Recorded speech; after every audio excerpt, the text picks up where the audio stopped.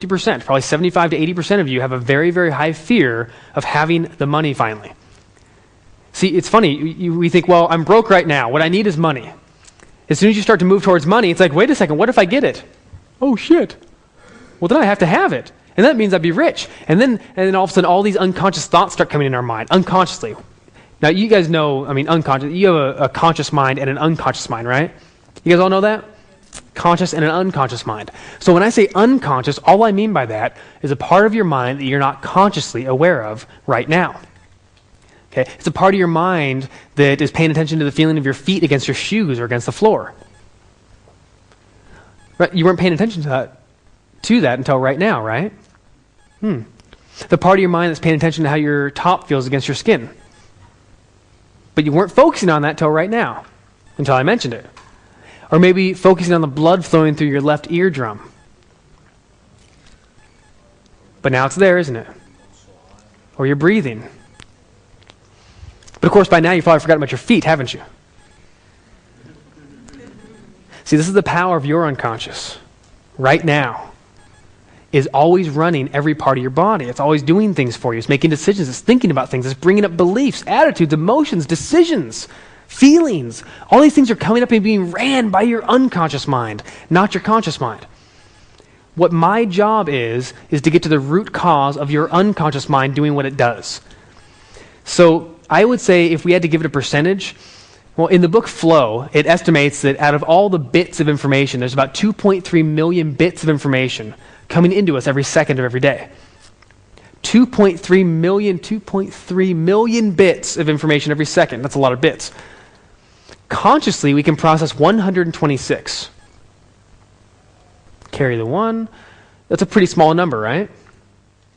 So your unconscious mind focuses on 2.1999999, whatever, a lot of bits. Your conscious mind focuses on 126. So I know you are intelligent, you are smart, you are driven, you have positive attitudes, you have all that stuff, right? That's what the seminar is giving you, that's what your life is giving you. I mean, you guys are in control of yourself. That's cool. Your conscious mind is probably going in the right direction, isn't it? Who agrees that right now, at least by the end of this seminar, your conscious minds are going in the right direction? Raise your hand and say, I do. You do, right? Do you think there's a chance that your unconscious mind is not exactly aligned with you quite yet? Is it a smidgen of a chance? Right? See, I like to give the analogy of the captain and the crew of a ship. If the conscious mind was the captain says, this is where we're going to go. This is the direction we're going to change. This is where we're going. This is where we're heading. The captain barks the order.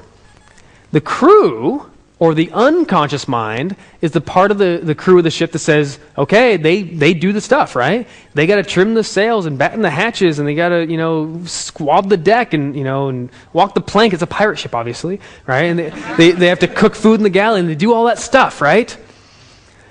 The crew does everything. The crew changes the direction of the ship. The captain just says which direction to go. What happens, you guys, at the extreme? At the extreme, if the crew loses respect for the captain, what do we call that? Mutiny. What's it called? Mutiny. They throw the bloody captain overboard, right? You walk the plank. You're out of here. How many of us have mutiny right now with our unconscious minds? Our unconscious is a bit pissed off, right?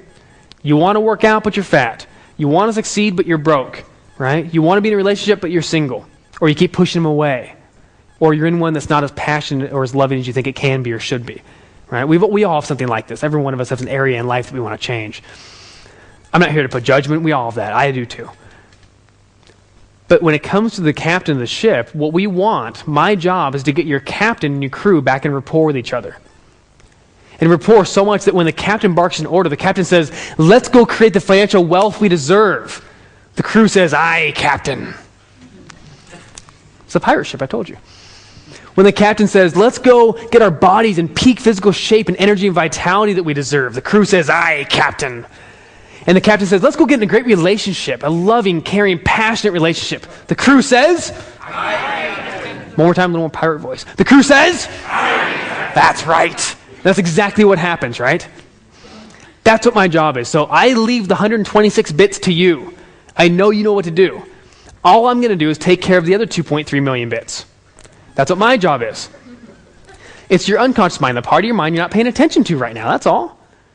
So what kind of success do you think you'll have now when you move forward from having those fear, those doubt that maybe whatever it is, the emotions, okay? You believe in yourself consciously, but if you still have negative emotions in the past, they're going to create a future that you don't want.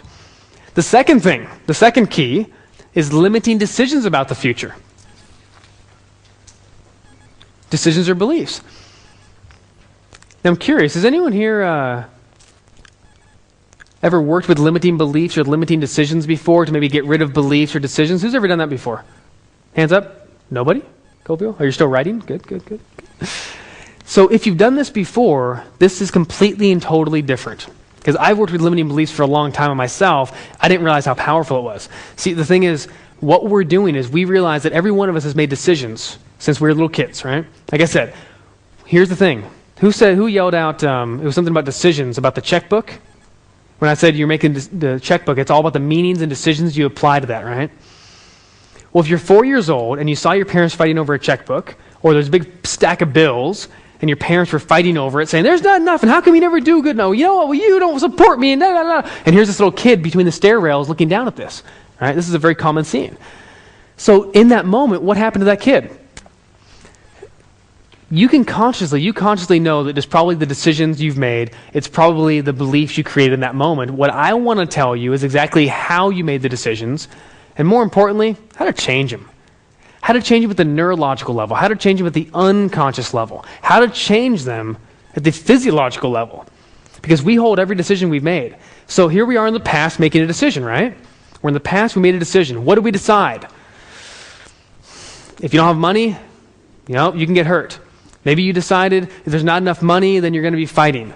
Maybe you decided that if I get too much money, then I'll bring in pain in a relationship. Rich people are bastards. I have a friend of mine, he's 29 years old. To this day, he tells you, it's like, oh yeah, those rich guys, the man. He hates it. He works as a bartender. He loves it. He's always just over broke, right? Just barely making it, just barely making ends meet, just barely paying his bills, but not quite. He's always renting a room from somebody. He's a great man, but he has a very, very strong decision. At some point, he decided that rich people suck, right?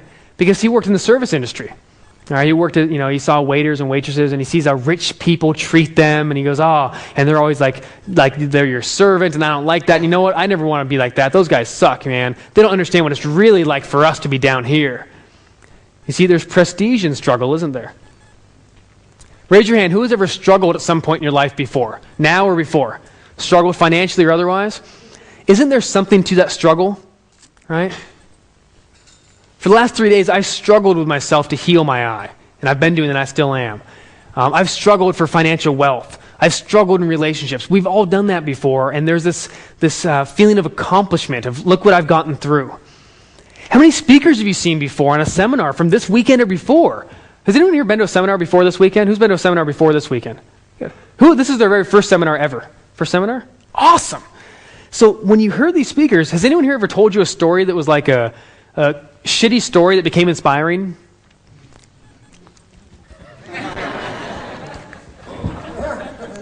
Right? That's what we do. We go through challenges and obstacles, and then it becomes inspiring for other people. It's called a metaphor.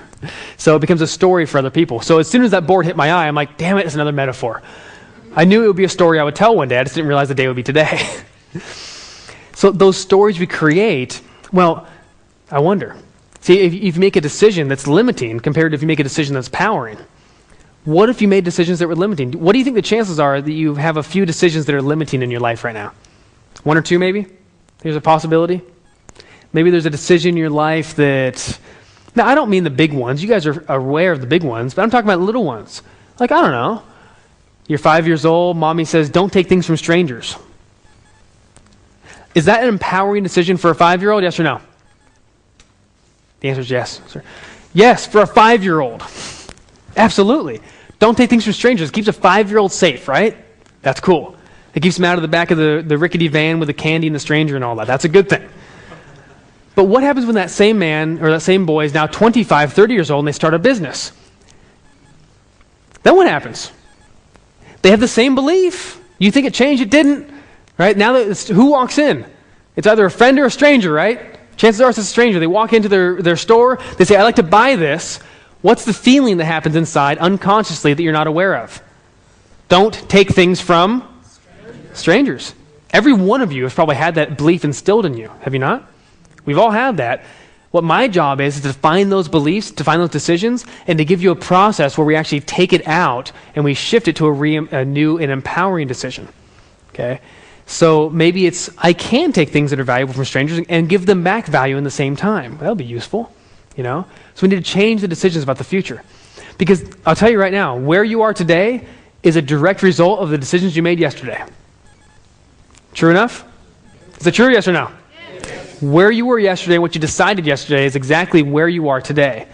And guess what? Where you are today is creating the reality for where you will be tomorrow. Where are you going to be tomorrow? Would you like to make the empowering decisions or the disempowering decisions? All right? And again, I'm not talking about mindset. Hear me now. Guys, I'm not talking about mindset. I'm not talking about conscious mind. I'm not talking about everything you learned for the last 4 days. You all know that. You're all powerful. You are all intelligent. You're all smart. You're all driven. Every one of us has that powerful mindset now, don't you?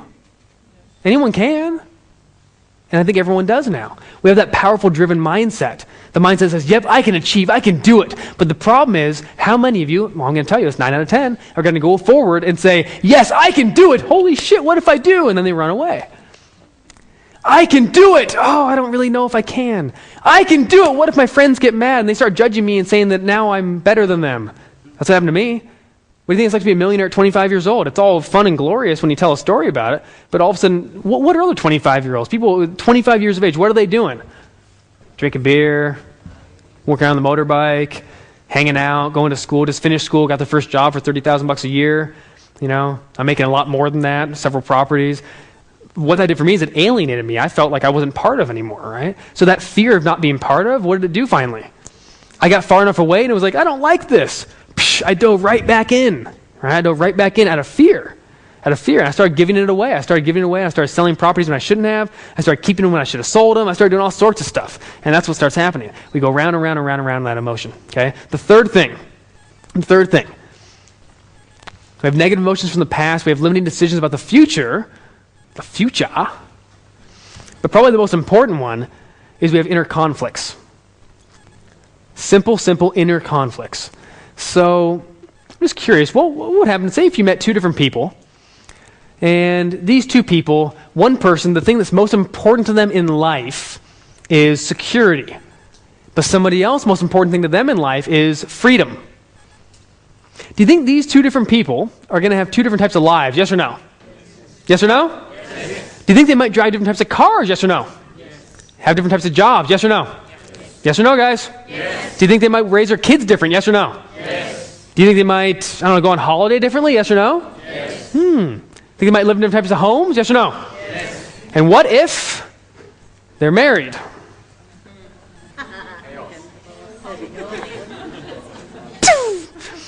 What if they're not even married? What if they're you? See, I've met a lot of people that when we came and actually discovered the thing that was most important to them when it came to career, it was freedom was number one. That's why they wanted to own their own business. Who has freedom pretty high on their list, by the way, in their career? Freedom's important? Good. You're all going to fail. Knock it off. I need to help you shift this. Freedom's important. Freedom's important. But I joke, but I don't joke that much. The number one problem I find when I do business consulting is the entrepreneur went into business to be free. Oh, you don't go into business to be free. Who owns a business here? I'm just curious. Owns a business? Guys, when you opened your business, did you get more or less freedom? Which one, quick? Yes. Which one? Yes. Say it loud. Yes. I didn't tell you. Everyone just shouted the same answer. See, going into business means that you will, in fact, give up certain freedoms. I could be lying on the beach right now, but am I? No, I'm speaking on stage. Right? Because I committed to be here today, so I will be here. Now, I'm happy to be here. I love being here. But does that mean that I gave up some of my freedom? Yes or no? Yes, I did. Yes, I did. I have a whole calendar for 2010 completely lined up, right, with seminars and events and all sorts of stuff. Now, if I don't show up, if I have 100 people waiting at an advanced course, they paid a lot of money to be there, and they had flights and hotels and time, and I don't show up, well, they're very mad. So, of course, I show up and I give up some of my freedom for that. So if you want to go into business and make a lot of money, to have freedom, that might not be the end game. So what I find is this. People have this inner conflict. Their number one value, the thing most important to them in life is freedom. The second most important thing oftentimes is security or certainty. Remember the human needs? I wonder what that means. Do you think it means that I want to go for freedom at all costs? So it's like, yeah, freedom is my goal. Freedom is my target. But the moment they go towards freedom, do they get more or less certainty? Which one, quick? Which one? Way less. So they want their freedom, but the moment they get it, they give up some certainty. Oh, shit. Wait, come back. But they get their certainty. Oh, good, I have certainty back. Oh, I have security. That's good. Oh, what happened to my dream? Right? I want to start my business. I want to be free, so I start my business. So what happens the moment you start your business? Maybe you quit your old business, right? Uh-oh, I don't have a paycheck every fortnight. I'm feeling a little bit uncomfortable. I don't like this. I don't have a lot of security right now. How am I going to pay my mortgage? How am I going to take care of the stuff? What about my kids and school and food? No, you know what? Next year. Let me come back to certainty. Next year, I'll definitely do that business for sure. But right now, I need to get a paycheck. All right, who follows this, by the way? Say aye. Aye. Freedom versus certainty. There are many examples of this. This is one of the most prominent ones. But when we have inner conflicts, our mind says, hey, I want this and I want this, and they both are things that oppose each other, like freedom and security. We have a challenge. And I promise you, what's going to happen is if you go forward and you have one of these inner conflicts, it will show up in the 90%. That's the unfortunate thing. Now, you have a choice, of course. You need to learn how to shift this around. You need to learn how to change this. That's what I do. That's what Craig does. You've talked to Craig. Who's talked to Craig before? Craig this weekend? Is Craig great? Yeah. Right? Some of you are doing the Coach the Coach program. Right? Who's doing the Coach the Coach program? I'm just curious. Right on. Welcome aboard. By the way, you're doing the NLP with me, in case you didn't know that. I work with Evolution Seminars, and that's our whole category of this. So what we do is we actually do the NLP, the neuro-linguistic programming side of it. We do the NLP practitioner, the master practitioner, the presentation skills. We install these things in you. And, well, if you're doing that, obviously you're coming along anyway. If you're not doing the coach, the rest of you, the other 95% of you, you need to come along with me to the next seminar we're doing here.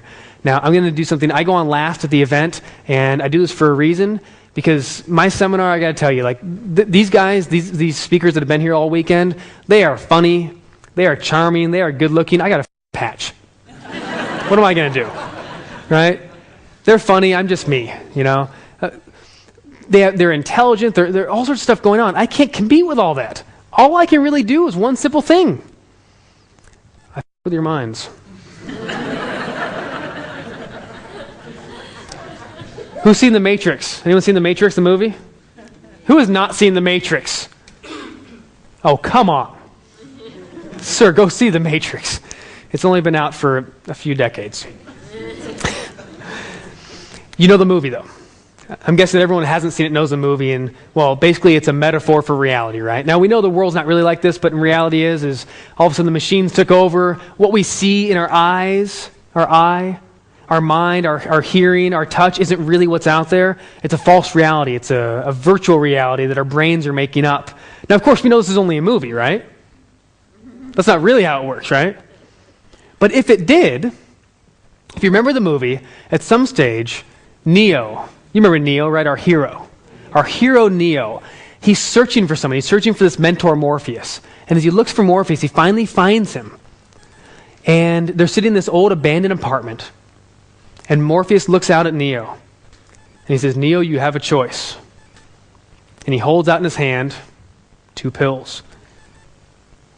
Morpheus says, you can take the blue pill. If you do, you'll go to sleep tonight. You'll wake up in your bed tomorrow morning and you'll forget any of this ever happened. You'll think it was just a dream. You'll go back to your work, back to your career, back to your life, and you go live the life that you thought you were living. You can do that if you wish and forget about all this. And then he said, or you can take the red pill and you can find out how deep the rabbit hole really goes. Now, I'm not offering you any pills. But if I was, I'm just curious which red pill you'd all take. You have a choice. It's up to you. So thank you so much for having me out here. Thank you for your everything. God bless you. Good night.